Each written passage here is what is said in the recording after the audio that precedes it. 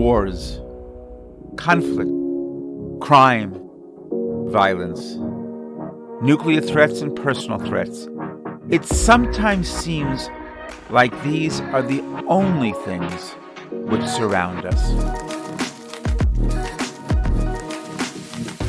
Welcome instead to Pieces Podcast, where we give a platform to inspiring solutions. We are raising the voices of those who are researching, teaching, singing, and working for peace. Join Pieces Podcast, brought to you by the International Peace Research Association, IPRA, in cooperation with the Peace and Justice Studies Association. Pieces Podcast, sharing effective lessons and today's voices speaking out for peace. Hello and welcome to the first episode of Pieces Podcast. This is Karama Habli from the International Peace Research Association. In this introductory episode, we will be setting the stage for what this podcast will be about, what you can expect from us, and why is peace so important to us. Whether you are already a peace advocate or someone looking to learn, we hope that this podcast will inspire and encourage you to take an active role in creating a more peaceful world. So join us in this journey. Matt Meyer, the floor is yours. This is Matt Meyer, Secretary General of the International Peace Research Association, and we're so proud to be initiating the Pieces Podcast along with our North American affiliate, the Peace and Justice Studies Association.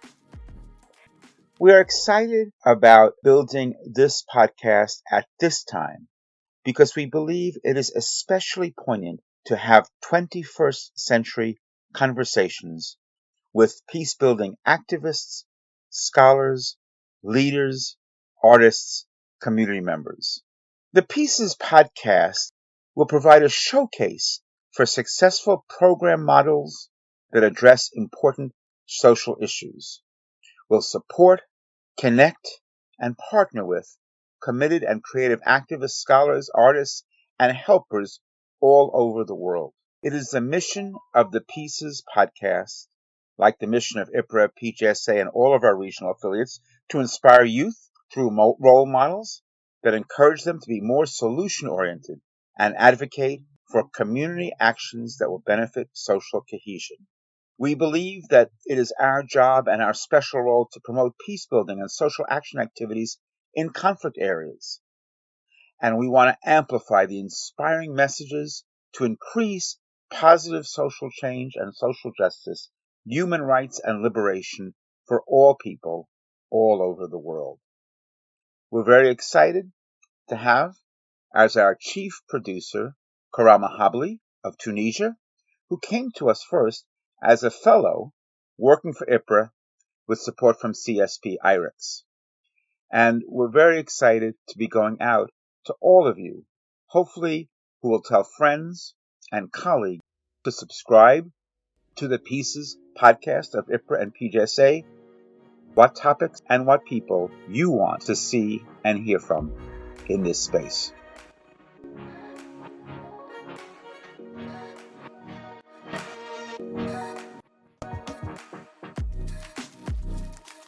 Thank you, Matt. So what can you tell us about IPRA, the International Peace Research Association?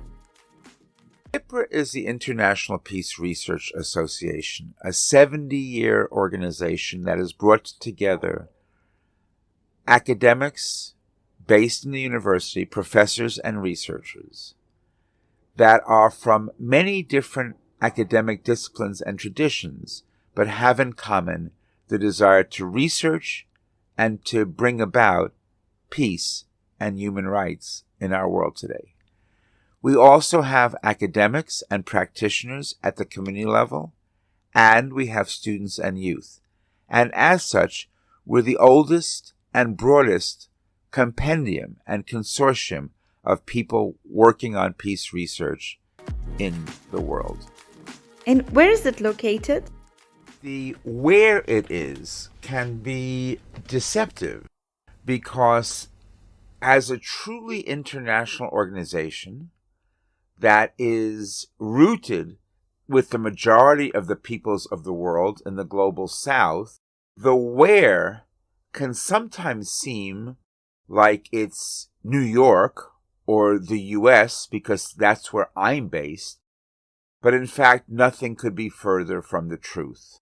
I think it's important to note that when IPRA was founded 70 or so years ago, some of the founders who were from the global north, from Europe and from the US, had the vision to decide not to create a group that was burdened with a heavy infrastructure.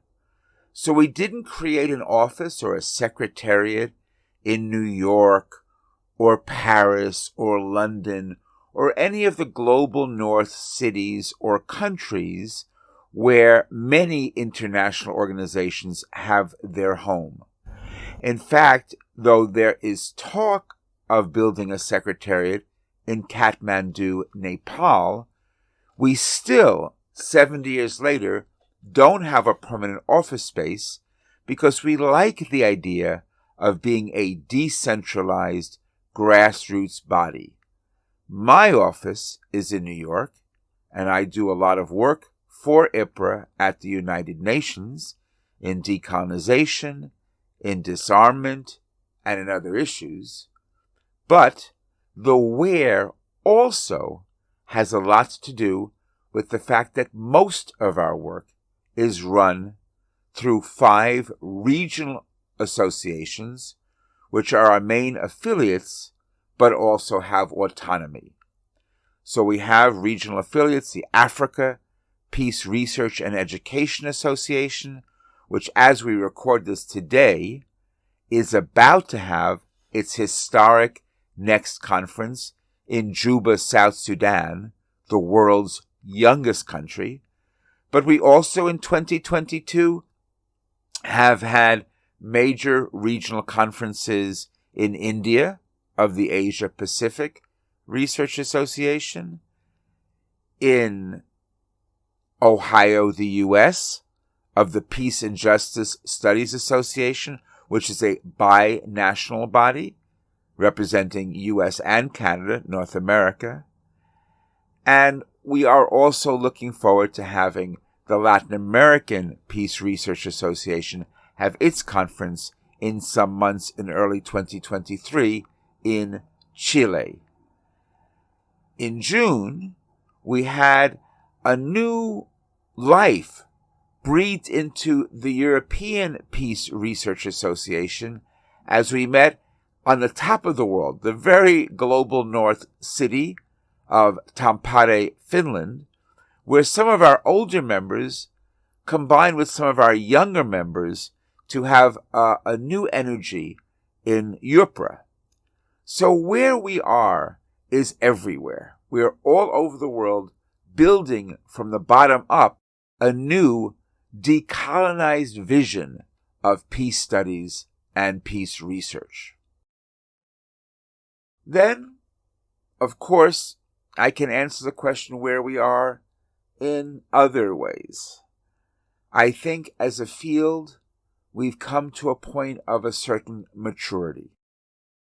I think we've left our early years, maybe we've even left our adolescence, and as a field, peace research and peace studies are beginning to look at how to make real change, lasting change, in very complicated times.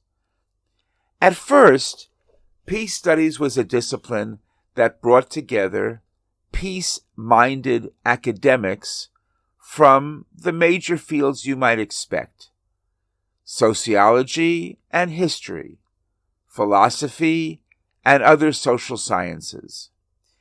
Now, more and more, we're seeing academics work hand in hand with grassroots activists and community-based organizations. We're seeing them work occasionally with governments, though we have no direct government affiliation anywhere. But nonetheless, we have people who have more friendly relations or who have individual friends in positions in various governments. We also have this relationship with the United Nations, proudly as a non-governmental organization with special consultative status with ECOSOC, the Economic and Social Council, based on our close relationship and long history with UNESCO. And in that space, we've done work like the disarmament work of groups like the International Campaign to Abolish Nuclear Weapons. ICAN, which was a Nobel Prize winner, was co-founded and represented at the Nobel Peace Prize ceremony by the immediate former United Nations representative from IPRA before me. So Dr. Emily Welty here in New York, who now is part of the UN representing the World Council of Churches, and Matthew Bolton and Francis Peterson and others are part of this New York team of folk who, though we're based here in the global north, are very aware that grassroots movements like ICAN can really make a difference at the international level, at the governmental level, and at the community grassroots level. And isn't that the way that all effective, lasting social change is made, and also the way that good academics, that good research is put into practice to build peace in the world? Another thing I would say about the maturation of the field is that we're understanding that the structural issues that some of our early founders put forward also have a deep political impact and reality, and it's an impact and reality that we must deepen. Let me be more specific about that. I'm very proud that IPRA is one of those organizations, one of the very, very few on the international level, that has not created a random structure, because there's a lot of tyranny in structurelessness. So the idea that we don't need a CEO or we don't need a head is in some ways in favor in many peace groups.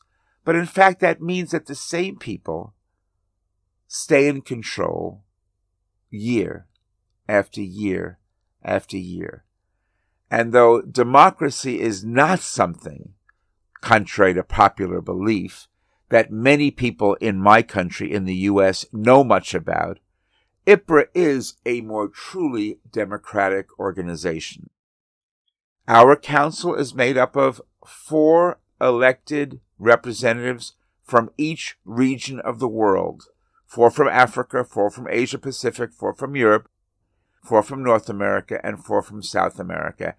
And by decree, by our Constitution, those council members, led by a Secretary General, Co-Secretary Generals, must have gender parity, and therefore our council has long always been Global South majority and at least 50-50 women and men.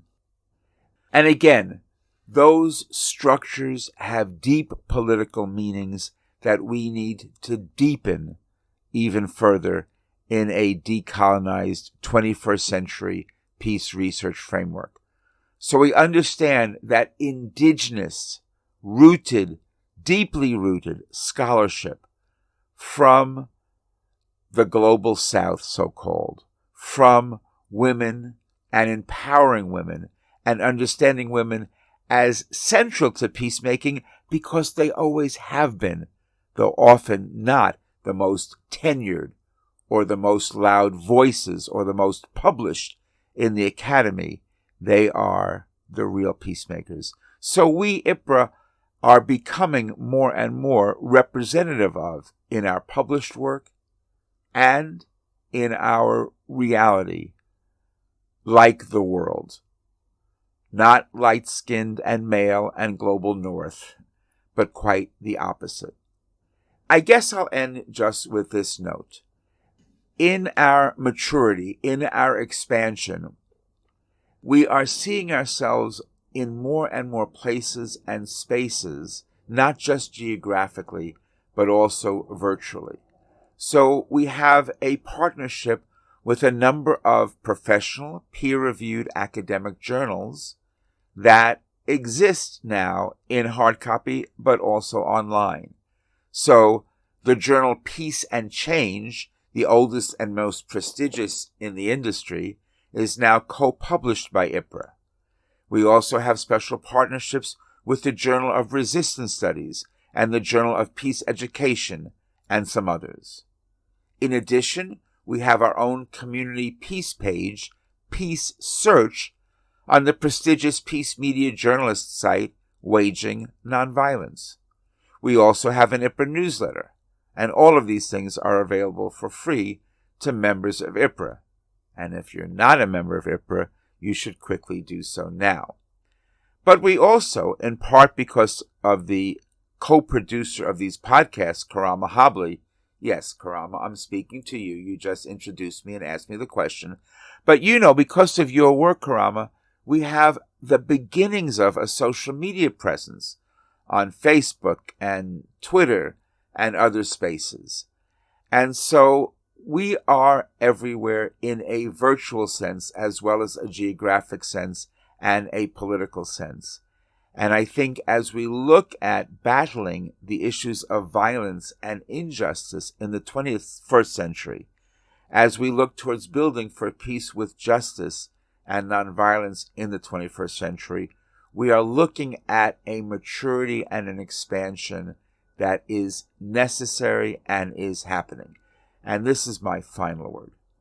We are excited, and depending on when you listen to this podcast, it may be a little before or a little after. But if it's before May 17th, 2023, let me say we are excited, because in May of 2023, the next of the biennial IPRA Global Assemblies will be taking place in Trinidad and Tobago. When I talk about maturity, part of that maturity is that in Trinidad, we will be celebrating the 50th anniversary of the founding of the Peace Education Commission and peace education as a field fully embraced, completely embraced as a central part of the academy and activist consortium that IPRA is. We are not just academics, theoreticians on a hill. We are teachers and teacher trainers and assistant teachers and students and youth for whom peace education is vital to changing the world we live in. So we're looking forward to that 50th anniversary. We're looking forward to the Trinidad Conference, and we're looking forward to meeting everyone whose ears are hearing this podcast now and who need to be part of this exciting, growing collaboration known as the International Peace Research Association. Thank you. So, as an organization working for peace research, what is exactly peace research and how is it important to the world today?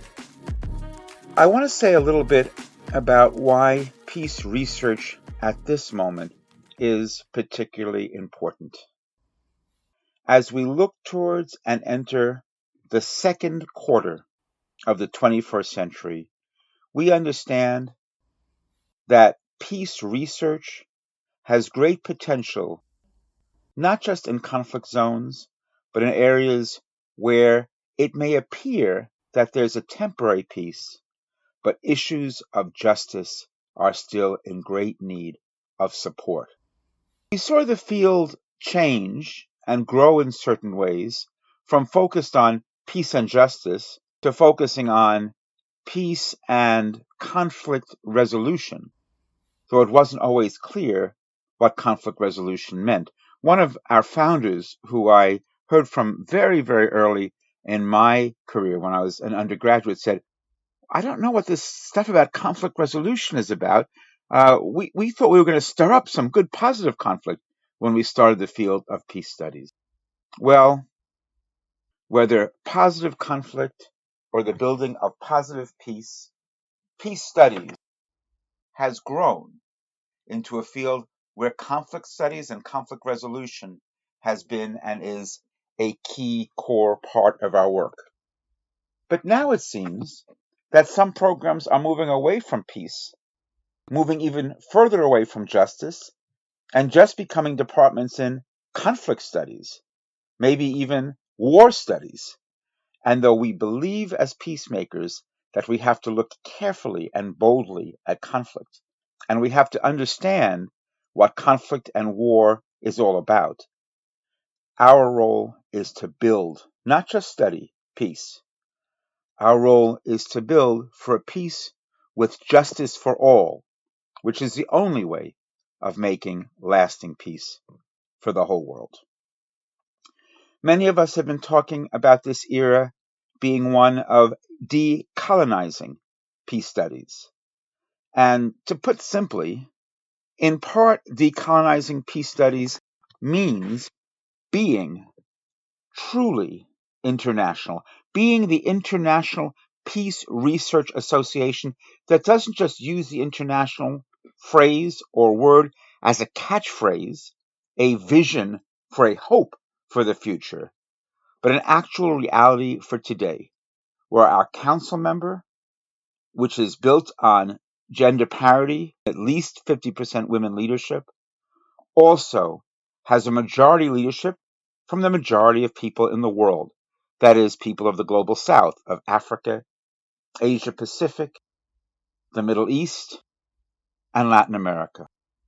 And the fact is, though we are excited about our European contacts and colleagues, as well as those in North America, some of whom played and still play roles as founders and inspiring figures over the 70 plus years of our association, we understand that in any way, practical or theoretical, being a Euro or Euro-American centric organization has got to go. We've got to be Afrocentric, Asia Pacific centric, Latin American centric. We've got to understand that indigenous peoples in all of our regions, and indigenous wisdom in particular, will make peace and research studies of the 21st century more effective than our work in the past. So welcome to Pieces Podcast, a decolonizing space within the International Peace Research Association, a truly international body with a majority of Global South Council members, as well as our regional affiliates from all over the world, this particular podcast in collaboration with our North American one, the Peace and Justice Studies Association. You'll hear voices from all folks from all around the planet, and we are excited and invite you to give us your comments, send us your ideas, and tell us what you like and don't like and want to hear from all over the world as well. Thank you for tuning in. This was the introductory episode of Pieces Podcast. We will drop an episode every third Monday of the month, so follow us to stay informed. See you next time!